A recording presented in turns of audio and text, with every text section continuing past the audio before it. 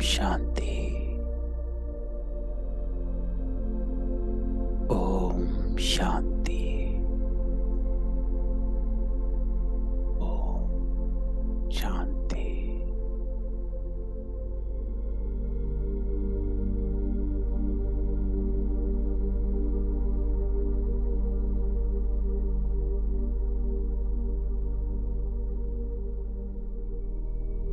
सारा ध्यान समेत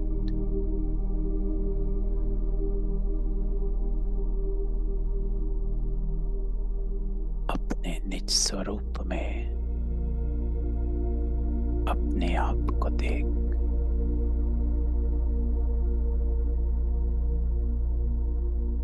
मेरा निज स्वरूप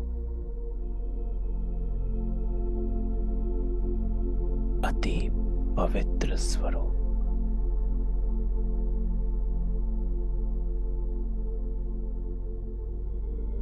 अति शुद्ध स्वरूप,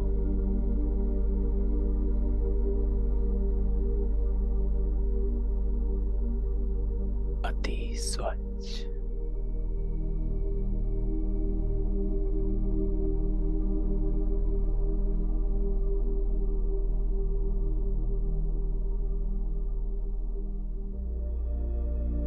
कोई भी अपवित्रता नहीं।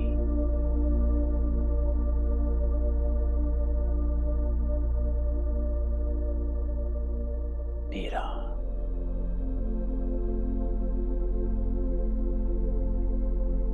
अपना सच्चा स्वरूप।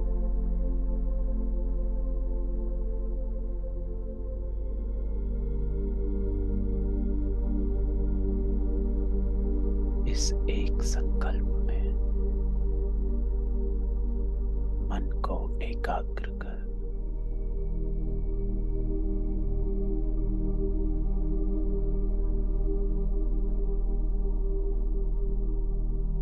मैं श्रेष्ठ आत्मा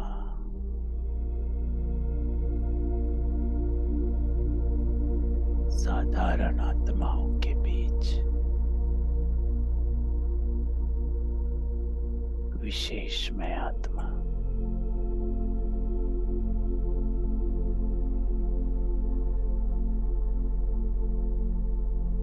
ईश्वरीय सत्ता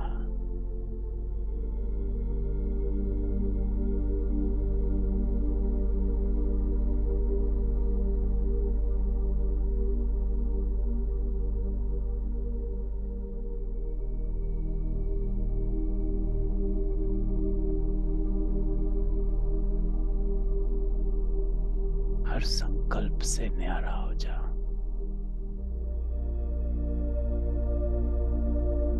हर बात से न्यारा,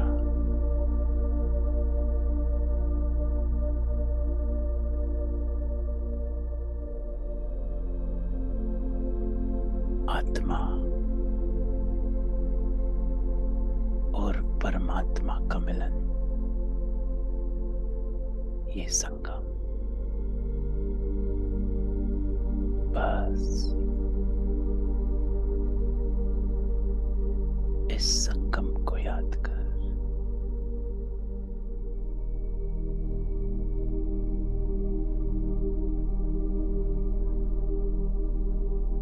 मैं आत्मा और बाबा मेरे सामने, हम बच्चों का आह्वान करते हैं।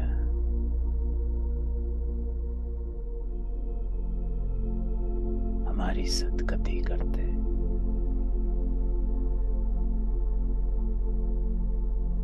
तो चले यहाँ की यही छोड़ हर दुनियावी बातों से अपने ध्यान को हटा। चले उस रूहानी दुनिया में जहां मैं आत्मा पवित्र हो रही। तो आज हमारा बाबा हमको क्या कहता है? चले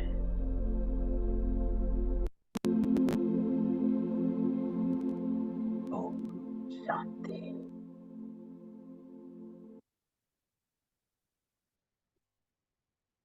ओम शांति। 24 जनवरी 2023। बाबा कहता है, ओ मेरे मीठे बच्चे, बाबा हमसे बात करता है। ये मुरली है एक बाप का और एक बच्चे का वार्तालाप, डिस्कशन। कि एक पिता अपने बच्चे को उसकी स्मृति दे रहा है। तो बाबा कहता है, यही संगम युग है, जब आत्मा और परमात्मा का संगम होता है।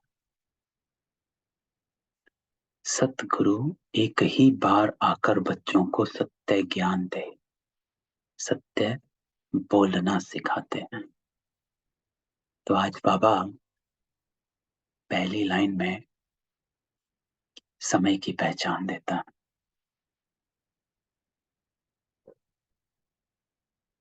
और हमारी पहचान देता है, कौन सा समय है और आप कौन हो। बाबा कहता है, ये संगम युग है। कल युग से आप अलग हो गए हो। बाबा हमको कल युग से निकाल संगम युग पर ला। बाबा कहता है, ये संगम युग जब आत्मा और परमात्मा का संगम होता है, मेल होता है, कनेक्शन होता है, पहचान होती है।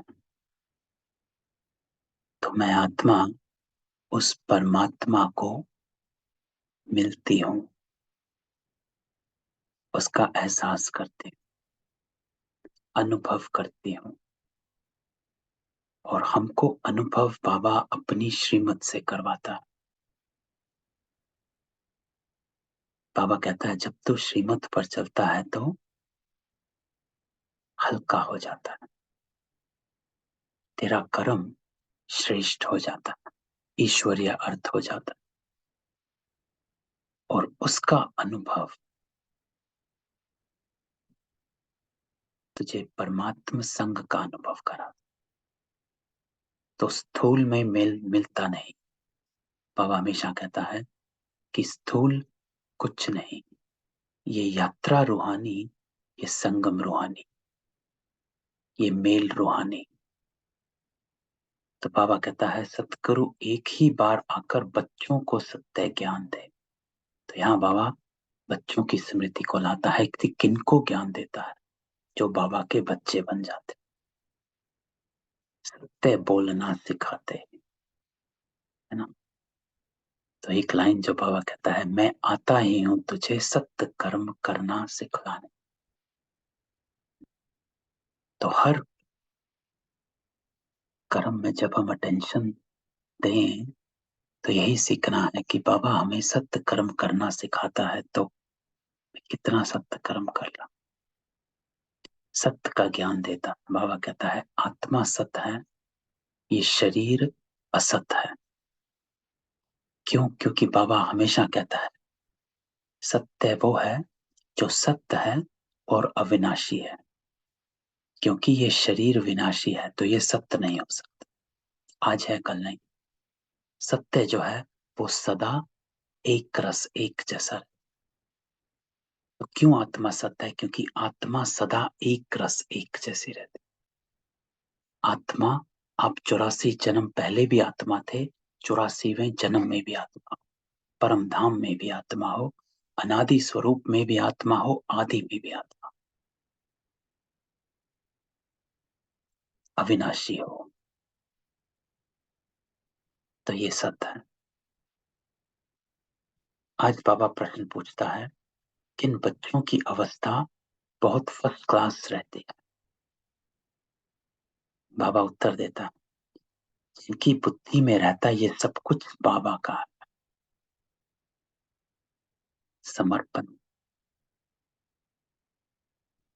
कि तन मन धन बाबा का समर्पित बुद्धि, अर्थात जो किया बाबा की बुद्धि से किया। तो बाबा कहता है हर कदम श्रीमत लेने वाले, अर्थात बाबा की मत को लेने, किसकी बुद्धि पर चलते हो? जो समर्पित बुद्धि है उसी को बाबा कहता है बैगर है, और बैगर टू प्रिंस बनते हैं। तो बाबा हमेशा कहता है जो जब तक बैगर नहीं बनोगे प्रिंस नहीं बनोगे, समूर संपूर्ण समर्पण नहीं करोगे प्रिंस नहीं बनोगे। क्यों? क्योंकि अगर बुद्धि से समर्पित नहीं किया तो जो समर्पित नहीं किया वो चीज तुम्हें खींच लेगी। तो हल्का करना है।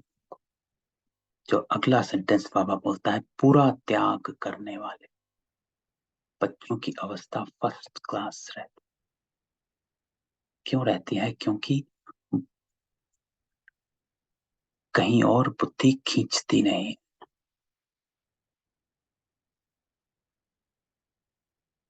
तो जिन बच्चों ने अपने आप को विड्रॉ किया है,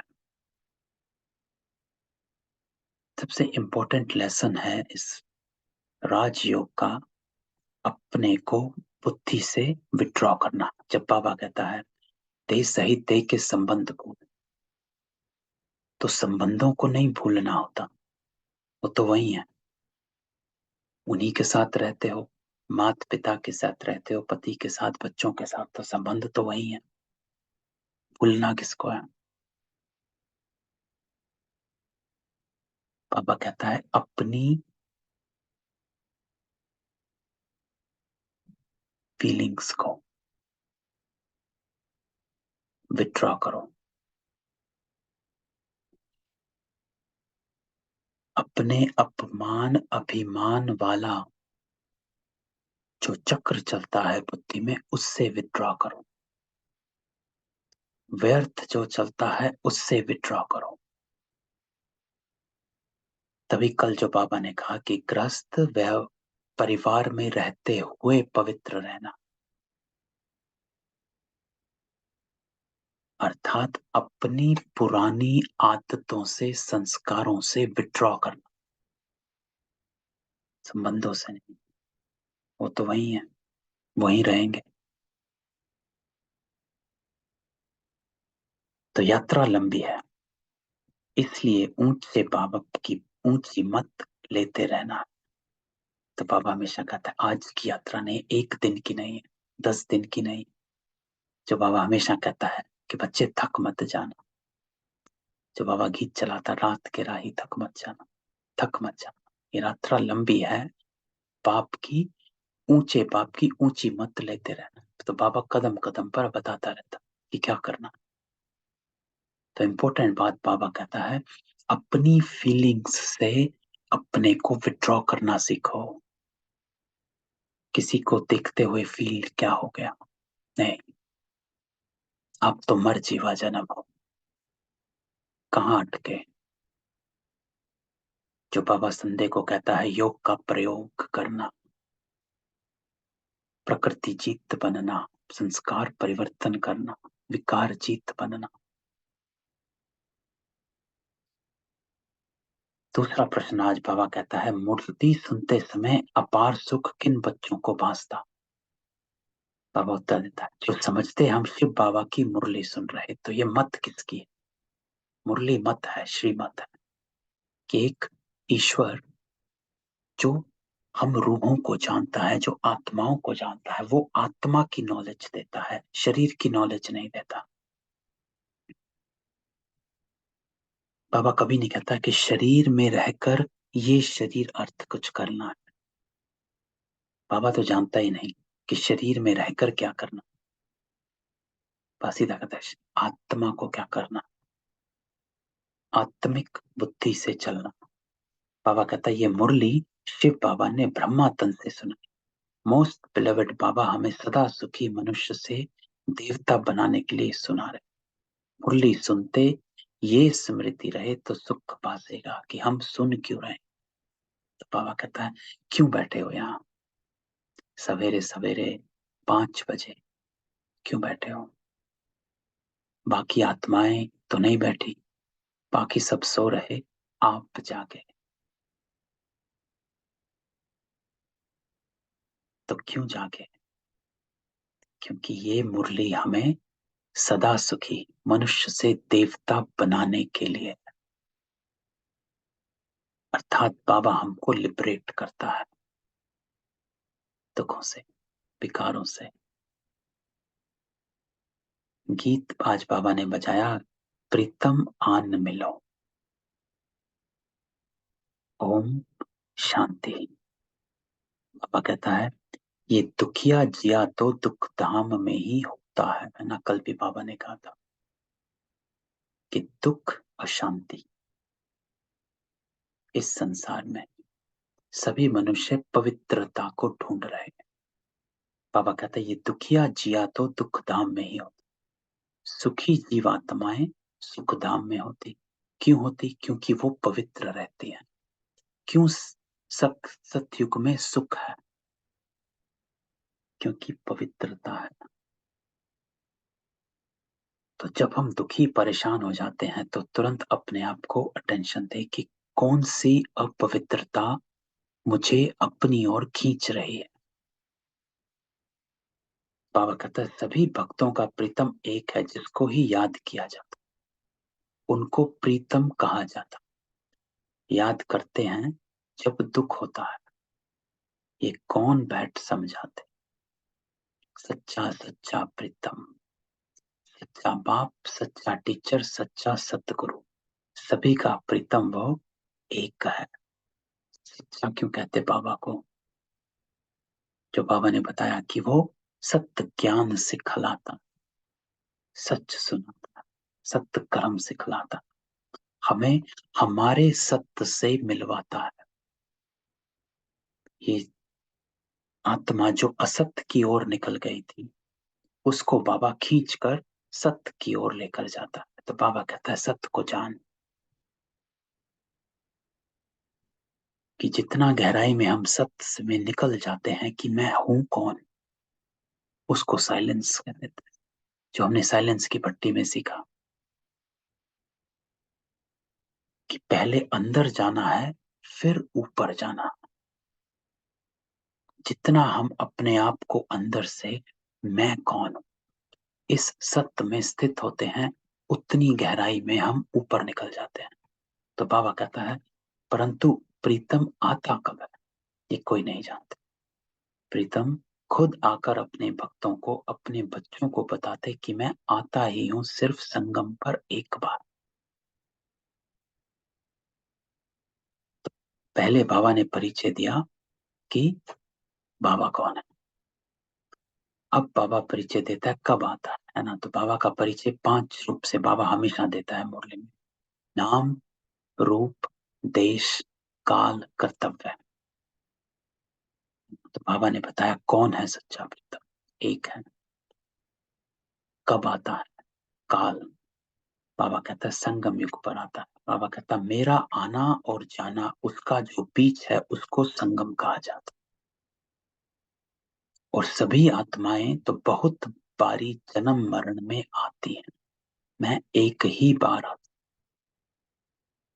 मैं सतगुरु भी एक ही हूं। परिचय कि मैं कौन। मैं एक बार आता, मैं एक ही हूं जो सत्य गुरु हूं, सच्चा गुरु। बाकी गुरु तो अनेक, उन्हों को सत्य गुरु नहीं कहेंगे क्योंकि वह कोई सत्य नहीं बोलते, कोई सत्य ज्ञान नहीं सिखाता, कोई हमें सत्य की पहचान नहीं देता, कोई हमें सत्य में लेकर नहीं जा सकता। जो कल बाबा ने कहा था कि और सत्संग वाले आपको अपने साथ लेकर नहीं जा सकते। वो सत्य परमात्मा को जानते हैं। जो सत्य को जान लेते हैं वो हमेशा सत्य बोलते हैं। तो इसीलिए वो सत्य गुरु एक ही है। जो बाबा ने ये कहा कि वो हमेशा सत्य बोलता है। कौन सा गुरु, कौन सा महात्मा है इस मनुष्य सृष्टि में जो हमेशा सत्य बोलता है? कोई नहीं। क्योंकि सत्य जो बाबा डेफिनेशन मिलता है, जो सच है और अविनाशी है, उसको सत्य कहते हैं। बाबा कहता है वो सतगुरु है ही सत्य बोलने वाला सच्चा सतगुरु। सच्चा बाप, सच्चा शिक्षक खुद आकर बताते हैं कि मैं संगम युग पर आता हूं। तो आज बाबा तीनों संबंध में सच को बताता है। सच्चा बाप क्यों? क्योंकि वो अविनाशी है, क्योंकि वो आत्माओं का पिता परम आत्मा है, तो वो सत्य है। सच्चा शिक्षक क्यों? क्योंकि वो सच्ची शिक्षा देता है, सत्य ज्ञान सिखलाता। सच्चा सतगुरु कैसे? सच्चा सतगुरु क्योंकि वो हमें सत्य की ओर लेकर जाता, साथ लेकर जाता, तो वो सच्चा सतगुरु भी हुआ। तो तीनों संबंध से बाबा हमें सत्य की ओर लेकर जाता। मेरी आयु इतनी ही है जितना समय मैं आता हूं। आज बाबा कहता है कि मेरे आने और जाने ये समय है जब मैं होता हूं, उसको मेरी आयु कही जाएगी, क्योंकि उस समय मैं धरती पर आता हूं, पतितों को पावन बनाकर ही जाता हूं। बाबा कहता है जब से मेरा जन्म हुआ तब से मैं सहज राजयोग सिखाना आरंभ करता हूं, और फिर जब सिखाकर पूरा करता हूं तो पतित दुनिया विनाश को पाती और मैं चला जाता। तो आज बाबा बताता है कि वो कैसे आता है और क्या करता है। बाबा जब आता है तो हम सबका आह्वान करता है, राजयोग सिखाना आरंभ करता है। और बाबा कहता है जब पूरी दुनिया विनाश, जब मैं आपको साथ लेकर जाता हूं तो मैं चला जाता हूं, बस मैं इतना ही समय आता हूं।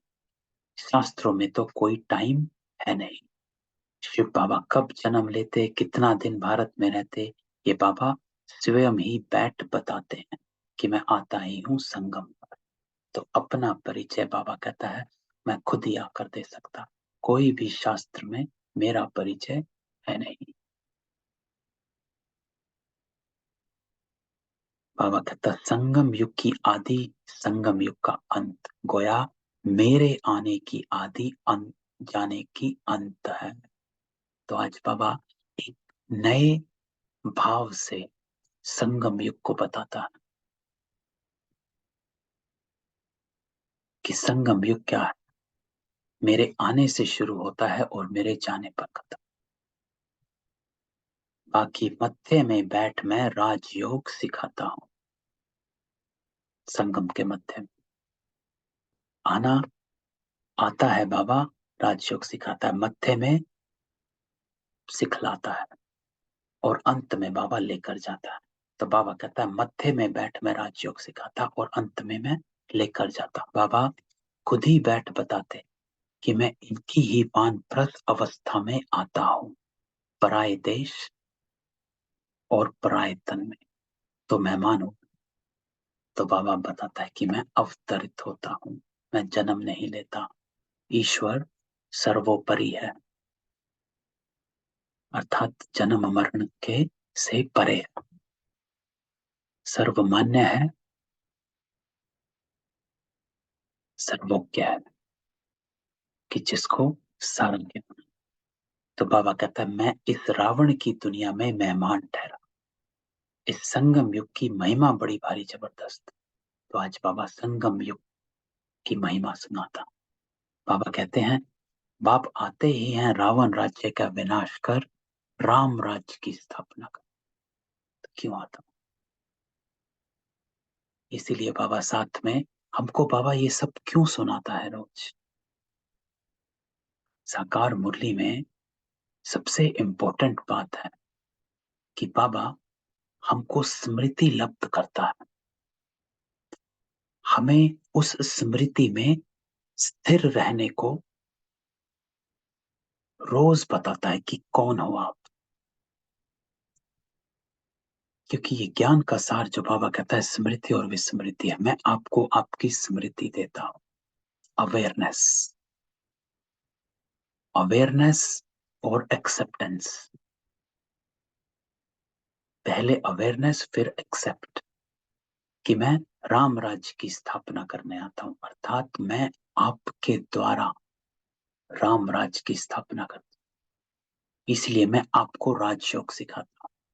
जब राम राज्य की स्थापना कर रहे हैं राजयोग सिखाकर, कैसे? तो बाबा कनेक्ट करता है कि इसका अर्थ है कि आप राम राज्य की स्थापना करते हो।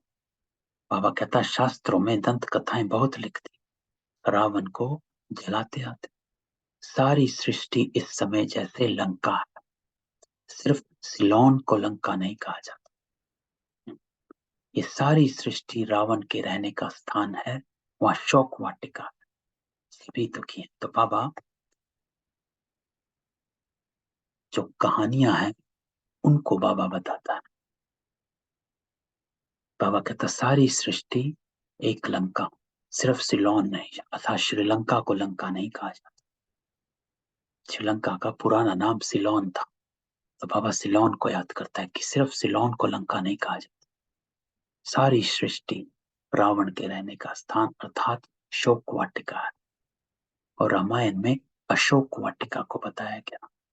तो बाबा कहते हैं मैं इसको अशोक वाटिका अर्थात हेवन बनाता हूं, इसी को बनाता हूं। हेवन में सभी धर्म तो होते नहीं, वहां था एक ही धर्म जो अभी नहीं है। तो बाबा कहता अब मैं फिर से देवता बनाने राजयोग सिखला रहा हूं। तो बाबा हर ज्ञान के पॉइंट से, हर ज्ञान की धारणा से, एक एक धारणा से हमको बना बना देवता बनाता है। बाबा फिर कहता है सभी तो नहीं सीखेंगे तो आप क्यों बैठे हो? यहां बाबा हमारी अटेंशन खिंचवाता है कि वो ही यहां बैठे हैं, वो ही सीख रहे हैं जो विशेष है। सभी नहीं सीखेंगे, इसीलिए सभी यहां है नहीं। मैं भारत में ही आता हूं, भारत में ही स्वर्ग होता। क्रिश्चियन लोग भी हेवन को मानते हैं, कहते हैं लेफ्ट फॉर हेवनली अबाउड। तो बाबा ने कल भी क्रिश्चियनिटी का कहा था कि बाइबल में लिखा 3000 वर्ष पहले हेवन था। तो क्रिश्चियन लोग भी हेवन को मारते, गॉड फादर के पास गया, बाकी हेवन को थोड़ी समझते। हेवन अलग चीज है। तो बाबा समझाते हैं कि मैं कब और कैसे आता हूं। तो ऊपर पूरी मुरली में बाबा ने इन दो चीजों का उत्तर दिया। मैं कब आता हूं, मेरी आयु कितनी है, और मैं कैसे आता हूं, पराये देश पराये तन में। फिर आकर बाबा कहता मैं त्रिकालदर्शी बनाता हूं। त्रिकालदर्शी बाबा हमको बनाता है। त्रिकालदर्शी का अर्थ बाबा हमको तीनों कालों को दिखाता है कि आप आदि में कौन थे, अपने आप को देखो। जिसको बाबा कहता है स्व दर्शन चक्र घुमाओ, स्व का दर्शन करो, अपना दर्शन। कैसे? बुद्धि के तीसरे नेत्र से, अर्थात रियलाइज। जब बाबा कहता है स्व का दर्शन करो, तो दर्शन विजुअलाइजेशन को बाबा नहीं कहता, क्योंकि बाबा हमेशा कहता है ये स्थूल आंखें मेरे लिए नहीं है। मैं आपको बुद्धि का तीसरा नेत्र देखता हूं, तो बुद्धि के तीसरे नेत्र से स्व का दर्शन करो, अर्थात रियलाइज करो कि आप आदि में कौन थे, मध्य में कौन और अंत में कौन। आकर त्रिकालदर्शी बना। और दूसरा त्रिकालदर्शी का अर्थ बाबा बताता है मैं आपको आपके कर्मों का दर्शन कराता, कि पास्ट का क्या कर्म किया, अब क्या करना है, और उसका भविष्य क्या होगा। तो हर कर्म त्रिकालदर्शी स्थिति पर बनकर करो, अर्थात कर्म करने से पहले जो बाबा कहता है उसका भविष्य जान, कि ये कर्म करने से मेरी लाभ है या हानि, मैं कार्मिक अकाउंट बना रहा हूं या चुत्तू कर रहा हूं। भविष्य को देखो, एक काल में स्थित होकर नहीं रहना। तो बाबा कहता है आज से पहले हर मनुष्य आत्मा जैसी है वैसे आप थे, अर्थात एक काल में स्थित रहते थे, इस वर्तमान काल में रहते थे। टिट फॉर टैट, तुरंत अभी जो किया तुरंत कर देना है, इसको कहते हैं एक काल में रहना, बस आज की सोचना। बाबा हमें तीनों काल की सोचवाता है। तो बाबा कहता है त्रिकालदर्शी और कोई होता नहीं, सृष्टि के आदि मध्य अंत को मैं ही जानता हूं। तो बाबा जानता है तो बाबा हमको भी जनवाता है, जानकारी देता है। अब कलयुग का विनाश होना है, आसार भी देखने में, समय वही संगम का है, एक्यूरेट टाइम कुछ नहीं कह सकते। बाकी हाँ, राजधानी पूरी स्थापन हो जाएगी। बाबा कहता है बच्चे कर्मातीत अवस्था को पाएंगे तो ज्ञान खत्म हो जाएगा। तो ये जो बाबा कहता है बच्चे कर्मातीत अवस्था को पाएंगे, कर्मातीत अवस्था अर्थात कर्म के फल से जब हम अतीत हो जाएंगे, अर्थात जब हम कर्म करेंगे लेकिन उसके फल की इच्छा हेतु नहीं करेंगे। कर्म किया और हाथों से कर्म किया और डिटैच हो गए, जैसे ब्रह्मा बाबा, जिसको बाबा कहता है कि फरिश्ता बन, कर्म कर और फिर निराकार हो जा।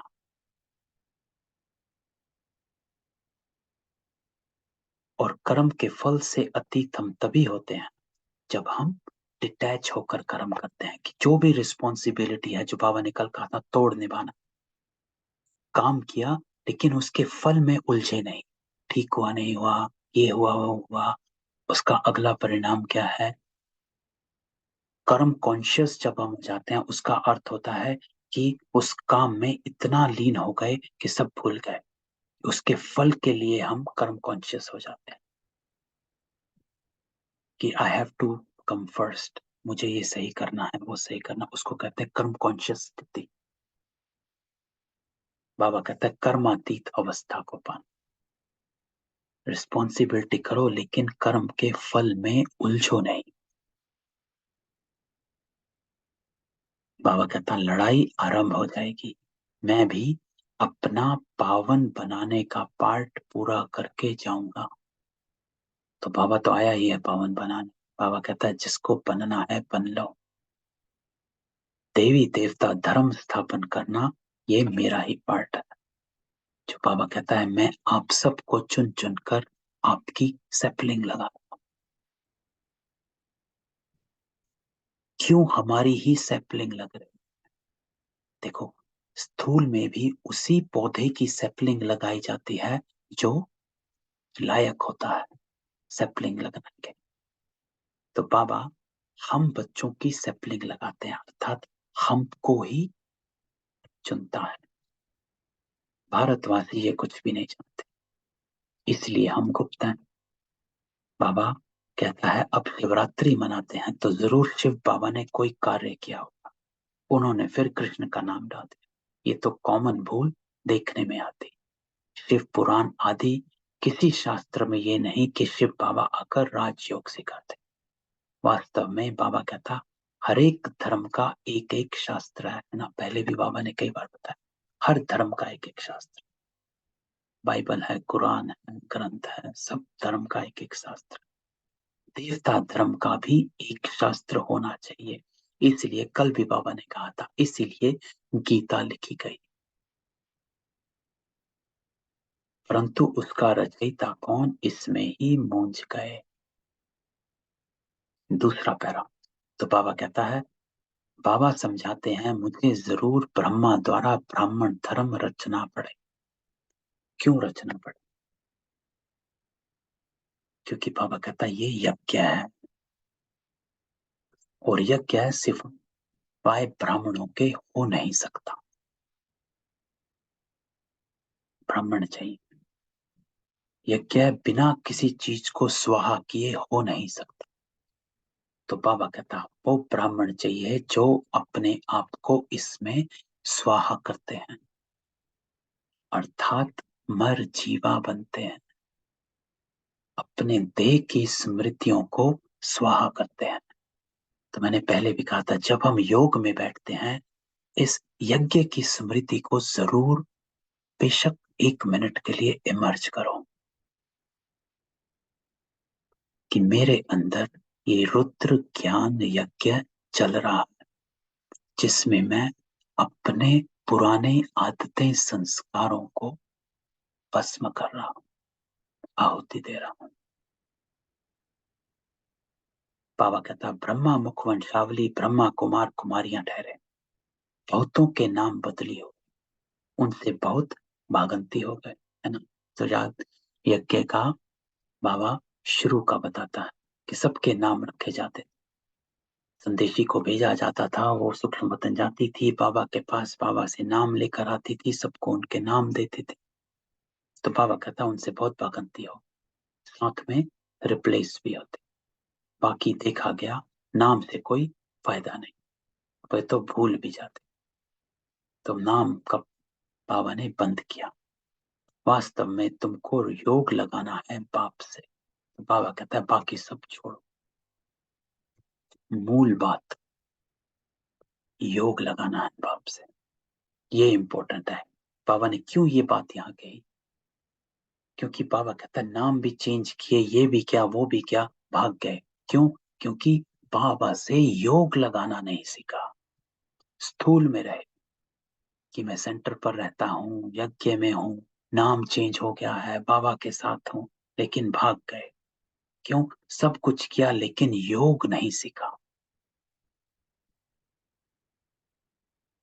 बाबा से कनेक्ट कैसे करना, वहां नहीं पहुंचे। तो वास्तव में तुमको योग लगाना है बाबा से। तो बाबा सीधी ये लाइन बता, ये करना है। नाम शरीर का मिलता है, आत्मा का तो नाम है नहीं। आत्मा 84 जन्म लेती, हर जन्म नाम रूप देश काल सब बदल जाता। तो बाबा कहता है ये जो परिचय है, नाम रूप देश काल कर्तव्य, आपका हर जन्म में डिफरेंट डिफरेंट नाम डिफरेंट रूप, किस देश में हो, किस काल में आते हो, सब बदल जाता है। कर्तव्य क्या करते हो, डिफरेंट रिस्पॉन्सिबिलिटीज है। आज किसी के पिता हो, कल किसी की माता हो, पता नहीं। तो बाबा कहता है ड्रामा में कोई को भी जो एक बारी पार्ट मिला हुआ है, उसी रूप में फिर कभी पार्ट बजा ना सके। तो एक पार्ट एक बारी, बाबा कहता है फिर रिपीट नहीं होगा, वही पार्ट फिर 5000 वर्ष के बाद आ जाएगी। ऐसे नहीं, कृष्ण उसी नाम रूप से फिर कोई आ सकता है नहीं। बाबा कहता है सेम आत्मा।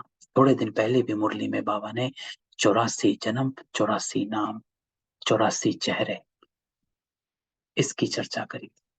तो बाबा कहता है कि सेम रहता है नहीं, ये तो जानते हैं आत्मा एक शरीर छोड़ दूसरा लेती है तो फीचर आदि एक ना मिले दूसरे से, डिफरेंट 5 तत्वों के अनुसार फीचर्स बदलते जाते हैं। कितने फीचर्स हैं, परंतु ये सब पहले से ही ड्रामा में नोंद है, नया कुछ नहीं बनता। अब शिवरात्रि मनाई जाती, जरूर शिव आया है, वही सारी दुनिया का प्रीतम।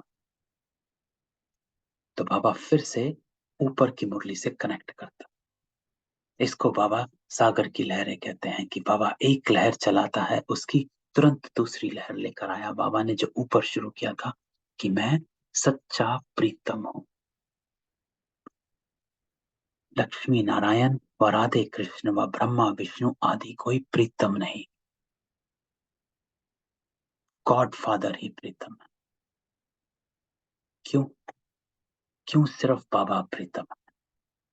क्योंकि जो प्रीतम का कर्तव्य होता है वो कर्तव्य सिर्फ बाबा निभाता है, इसीलिए बाबा ही प्रीतम। हम ज्ञान गुणों से श्रृंगार करता, ब्रह्मा विष्णु शंकर नहीं करते। बाबा करता है। इसलिए प्रीतम वो हमको अपने साथ लेकर जाता है, इसलिए वो प्रीतम। तो और भी बातें सोचो कि बाबा क्यों प्रीतम हम, गॉड फादर ही प्रीतम। बाबा तो जरूर वर्षा देते, इसलिए बाप प्यारा लगता।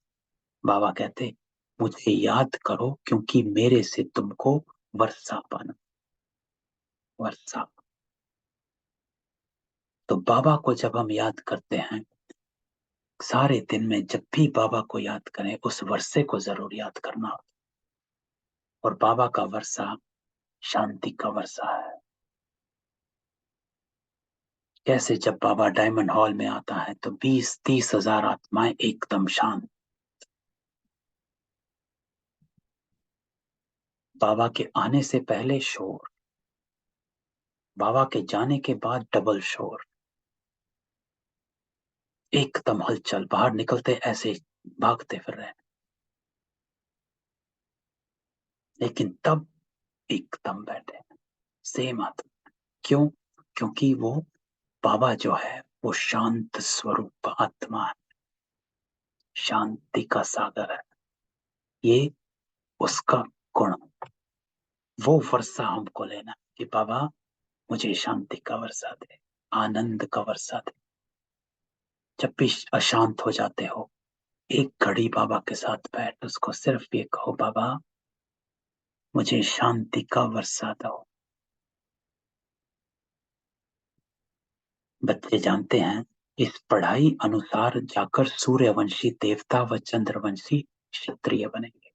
वास्तव में सभी भारतवासियों का धर्म एक होना चाहिए, परंतु देवता धर्म नाम बदल हिंदू नाम रख दिया, क्योंकि वो देवी गुण नहीं है। तो क्यों हिंदू धर्म बदल, नाम बदल गया? तो बाबा कहता है क्योंकि अपने को देवता कहला ना सके। अब बाप बैठ धारण कराते हैं, क्या कहते हैं? बाबा कहते हैं अपने को आत्मा समझ अशरीरी हो जाओ। अपने को आत्मा समझ, देखना नहीं, समझ। अंतर है, बिंदु को नहीं देखना, समझना है। अर्थात अपने को डिटैच करो। इसलिए अगली शब्द बाबा कहता है अशरीरी हो जाओ, हल्का करो, अपने को डिटैच करो। तो एक सेकंड अपने को आत्मा समझ अशरीरी हो जाओ।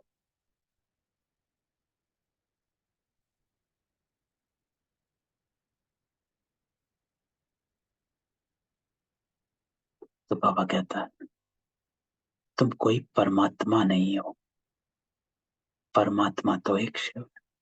वो सभी का प्रीतम एक ही बार संगम युग पर आता।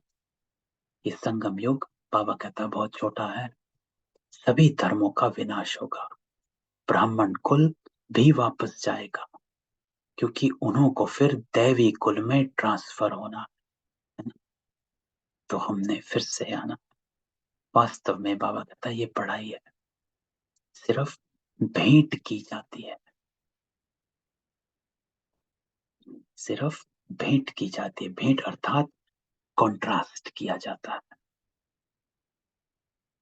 ब्राह्मण और देवता।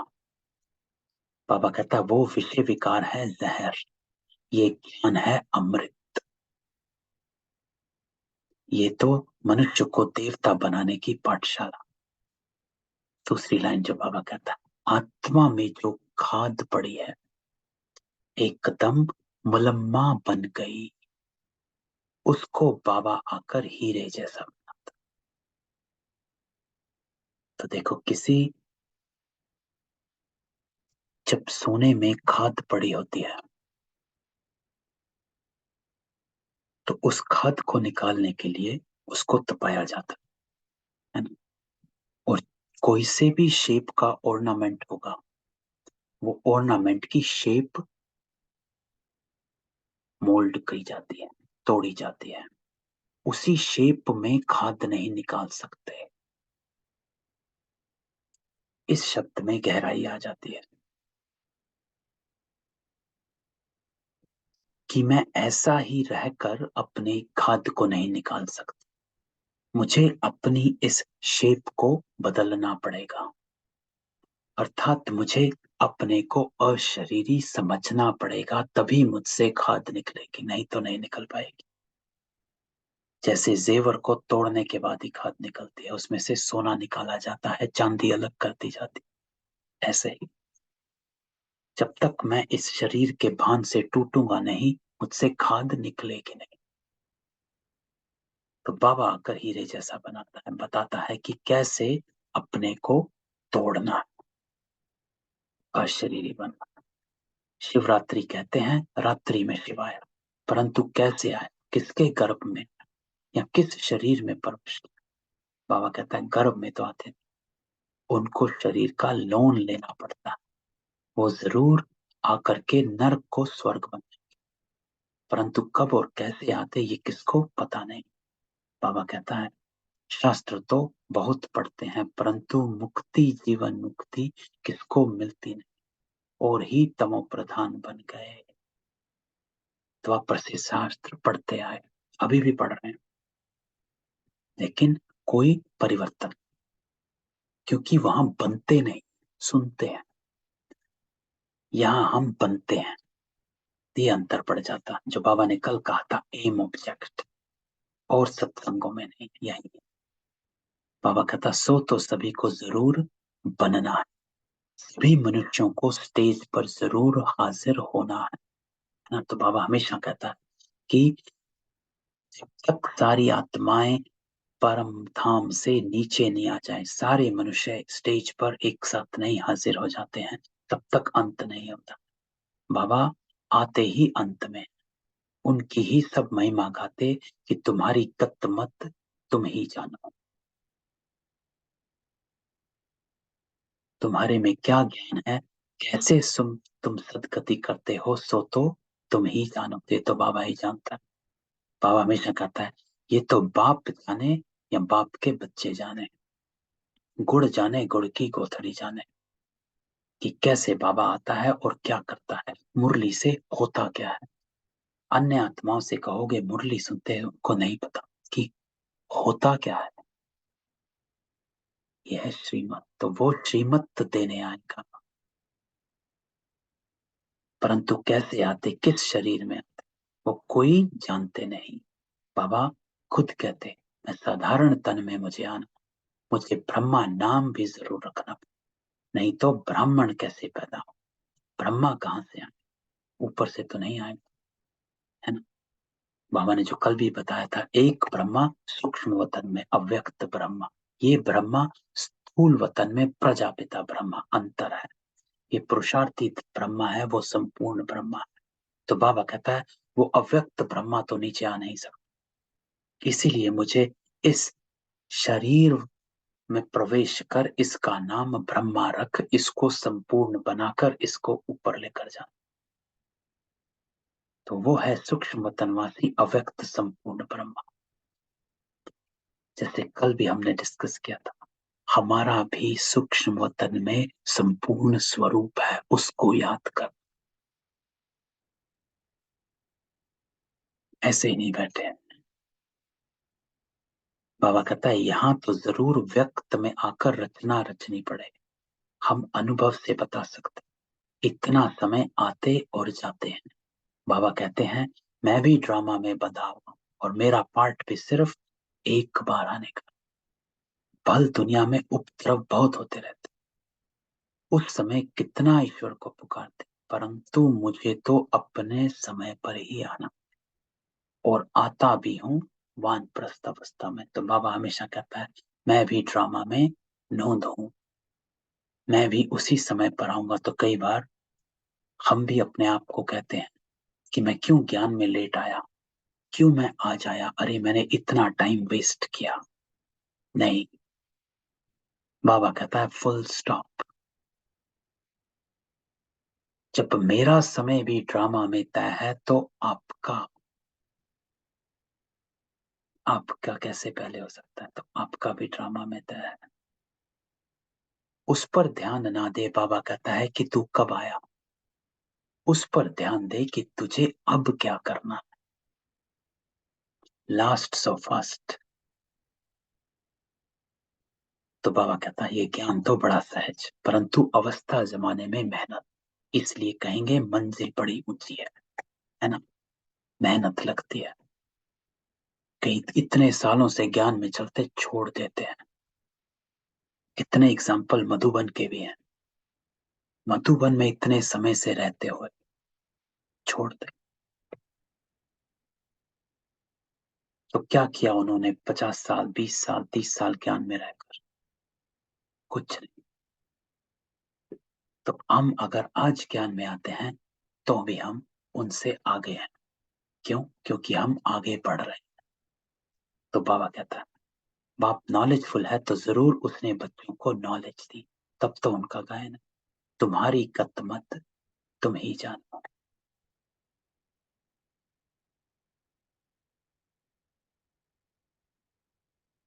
बाबा कहते हैं मेरे पास जो सुख शांति का खजाना वर्षा, सुख शांति का वर्षा बाबा से लेना है, मैं बच्चों को ही आकर देता हूँ। ये जो माताओं पर अत्याचार आदि होते ये भी ड्रामा, तब तो पाप का गड़ा भरेगा। बाबा कहते हैं ये भी एक तरह से आधार बन जाते हो, जिसको बाबा कहता है कि यहीं से विनाश की ज्वाला निकलेगी, इसी यज्ञ से। क्यों? तब तो बाबा कहता है पाप का गड़ा भरेगा। कल्प कल्प ऐसे ही रिपीट होता है। ये बातें भी तुम अभी जानते हो फिर भूल जाए। ये ज्ञान सतयुग में होता नहीं। तो ज्ञान बाबा कहता है प्राय लोप हो जाता है। इसलिए बाबा कहता है ज्ञान याद करते रहो, पढ़ते रहो, मुरलियां पढ़ते रहो, लेकिन धारणा स्वरूप बनो, क्योंकि आपके साथ संस्कार जाने हैं, ज्ञान नहीं। अगर होता तो परंपरा चलता, ज्ञान नहीं चलता साथ में। बाबा हमेशा कहता वहां तो प्रालब्ध है, जो अभी के पुरुषार्थ से पाते हैं। वहां के पुरुषार्थ वाली आत्माएं वहां होती हैं, दूसरी आत्माएं वहां होती नहीं, जिनको ज्ञान की दरकार रहे। तो अब बाबा हमको हमसे मिलवाता है कि आप वो आत्माएं हो जो सत्युग में पहुंचने वाली हो। ये भी जानते हैं कोई विरला निकलेगा, बहुत अच्छा अच्छा भी करेंगे। जो बाबा ने संडे को कहा था, कोटों में कोई, कोई में भी कोई भाग्यशान आत्मा है। तो बाबा कहता है समझो विलायत वाला कोई बड़ा आदमी निकलता है, समझता है, परंतु कहाँ भट्टी में रहेंगे, क्या समझेंगे? कहेंगे बात तो ठीक है परंतु पवित्र नहीं रह सकते। अरे इतने सब पवित्र रहते हैं। तो बाबा हमेशा कहता है कि जो बड़े आदमी साहूकार लोग जो होते हैं वो इतनी धारणा स्वरूप नहीं बन पाते। तो बाबा कहता है शादी कर इकट्ठे रहकर भी पवित्र रहते हैं तो इन्हों को इनाम भी बहुत मिलता है। ये भी रेस है। उस रेस में फर्स्ट नंबर जाने से 4-5 लाख मिलेंगे, यहाँ तो 21 जन्मों के लिए पूरी राजाई मिल। कम बात है। तो बाबा कहता है ये मुरली तो सब बच्चों के पास जाएगी, टेप में भी सुनेंगे। तो आज हम सुन रहे हैं। तो देखो जब बाबा ने ये मुरली चलाई तो हमारा आह्वान किया था कि हम आज बैठकर बाबा की इस बातों को सुनेंगे। तो ये बाबा हमारा आह्वान करता था कि ये बाबा को पता था कि आज बैठकर हम आत्माएं ये मुरली को सुनेंगी। तो बाबा हम सुन रहे आपकी मुरली। कहेंगे शिव बाबा ब्रह्मातन से मुरली सुना रहे, अथवा बच्चियां सुनाएंगी तो कहेंगी शिव बाबा की मुरली सुनाते। तो बुद्धि एकदम वहां जानी चाहिए। क्यों? बाबा कहता है कनेक्ट हो जाओ मुझसे, बस वो सुख अंदर में भासना चाहिए। आत्मा का अंदर से कनेक्शन हो जाता है, एक एहसास होता है कि वो परमात्मा मेरा बाबा मुझे बता रहा है कि बच्चे आज करना क्या है। मोस्ट बिलवेड बाबा हमको सदा सुखी मनुष्य से देवता बनाते हैं, तो उनकी याद बहुत रहनी चाहिए। एक पिता जो सदा सुखी बनाने की ही आशा रखता है। बाबा कहता है परंतु माया याद को ठहरने नहीं देती। अगली लाइन सुनो, ये तो हुआ माया याद को ठहरने नहीं देती, लेकिन नेक्स्ट लाइन बाबा की इंपॉर्टेंट है, त्याग भी पूरा चाहिए। तो माया क्यों नहीं ठहरने देती? क्योंकि त्याग नहीं। जो हमने ऊपर बात करी थी कि विथड्रॉ नहीं कर पाए अभी तक अपनी आदतों से, अपने संस्कारों से, इच्छाओं से, बातों से।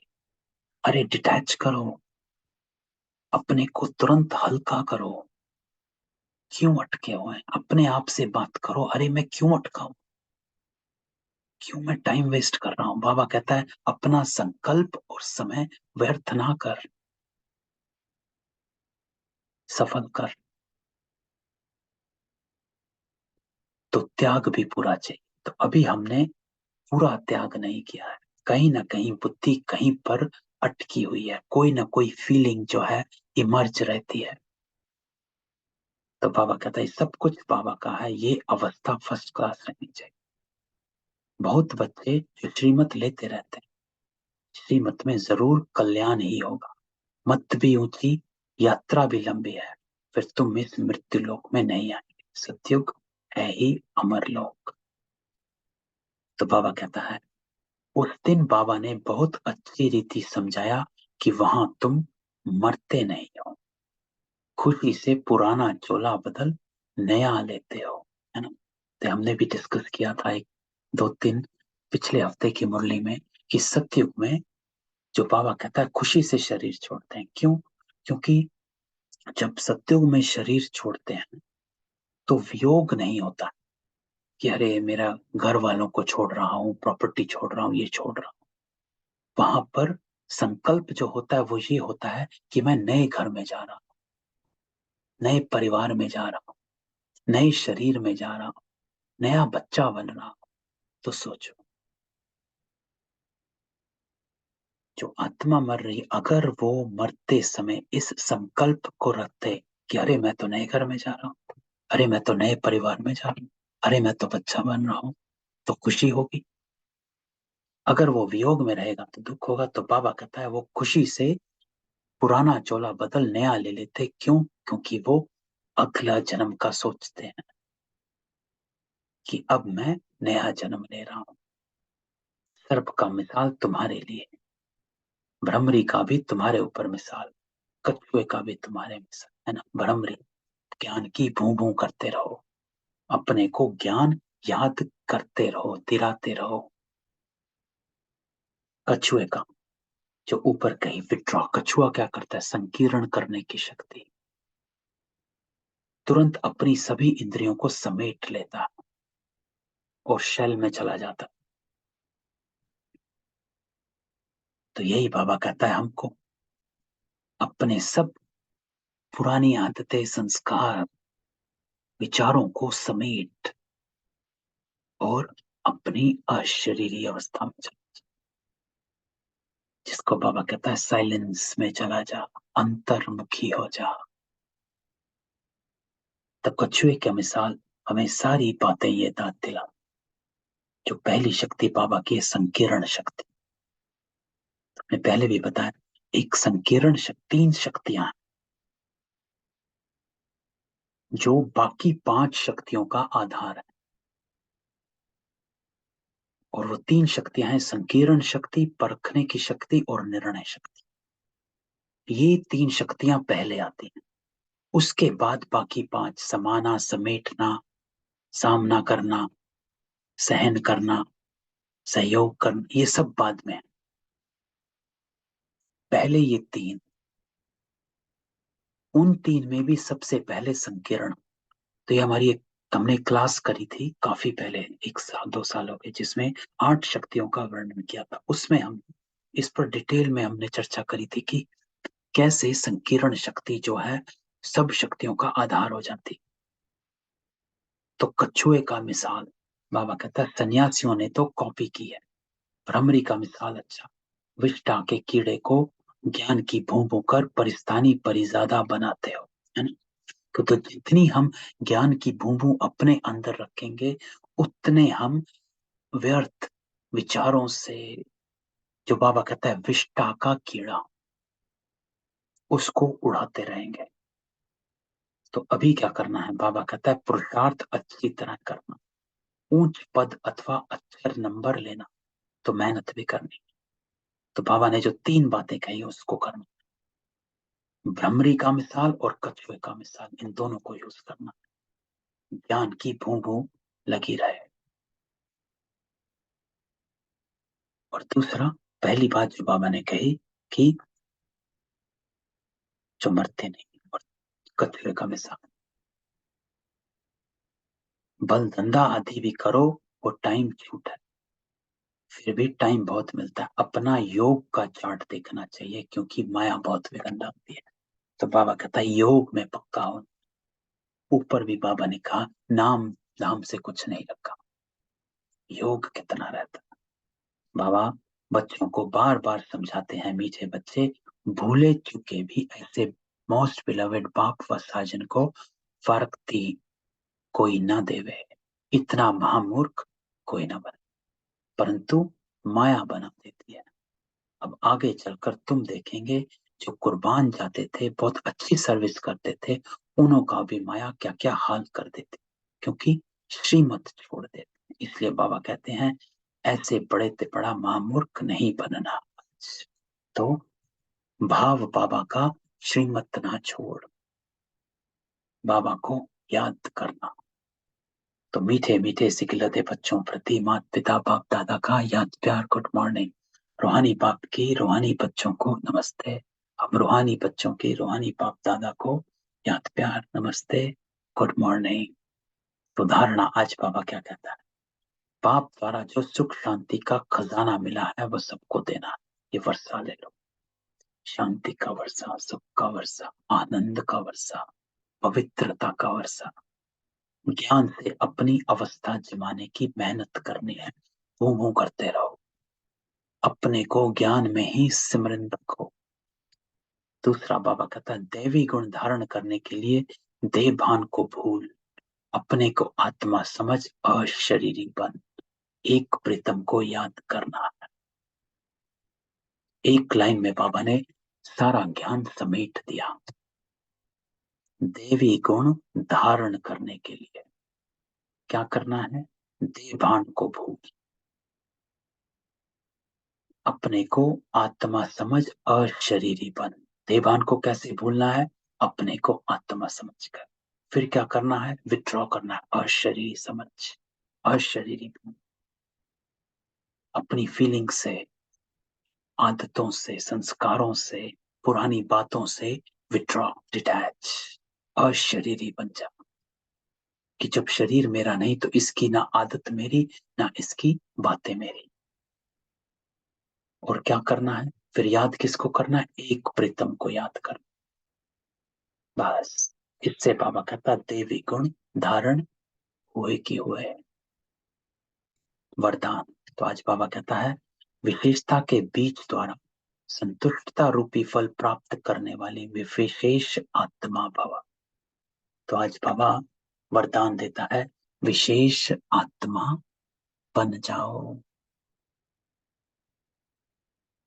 और कैसे, बाबा कहता अपनी विशेषता को यूज कर। कल भी बाबा ने वरदान दिया था विशेषता के ऊपर, कि जितनी विशेषता यूज करेंगे वो वृद्धि को पाएगी।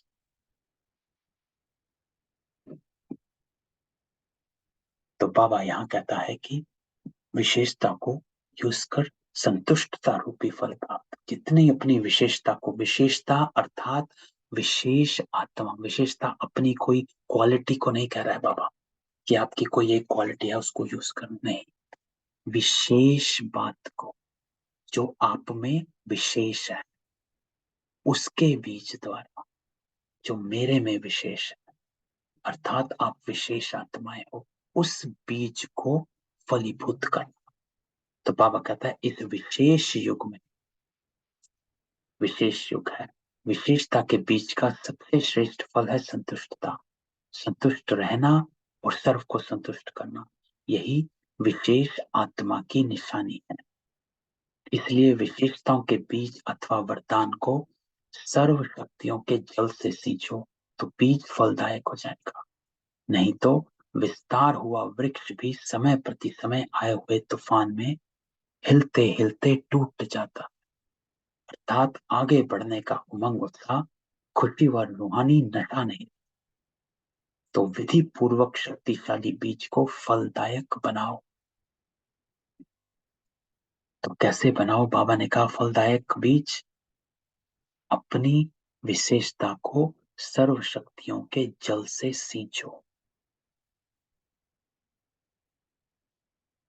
इस आत्मा की विशेषता है, जो विशेष गुण बाबा हमको देता है। लेकिन ज्ञान एक चीज है और शक्ति दूसरी। जो बाबा ने कहा था कल की मुरली में कि याद का जोहर भरना। जब तक याद का जोहर नहीं, तलवार तीखी नहीं, अपने विकारों को काट नहीं सकेंगे। तो जितना हम अपनी विशेषता को यूज करेंगे, उतना बाबा कहता है फलदायक बनेंगे, उस रूहानी नशे में रहेंगे। लेकिन सर्व शक्तियों के जल से सींचो तो बीज फलदायक। तो विशेष आत्मा तो है, लेकिन इसको प्रयोग करना, अपनी विशेषता को यूज करो, उसके लिए शक्ति चाहिए। स्लोगन बाबा कहता है अनुभूतियों का प्रसाद बांटकर असमर्थ को समर्थ बना देना, यही सबसे बड़ा पुण्य है। अनुभूतियों का प्रसाद, तो जितना अपने अनुभव को शेयर करेंगे, जितना अनुभव आपको होता है उसको दूसरों को बताते, तो दूसरों को भी लगता है अरे ये भी संभव है। तो बाबा कहता है इसको बांटो। जितना अनुभव बांटोगे, आप बाकी असमर्थ आत्मा को भी समर्थ बना दोगे, पुण्य हो जाएगा। तो ये थी आज की बाबा की मुरली। तो मैं सबको अनम्यूट करता हूँ, किसी का कोई क्वेश्चन हो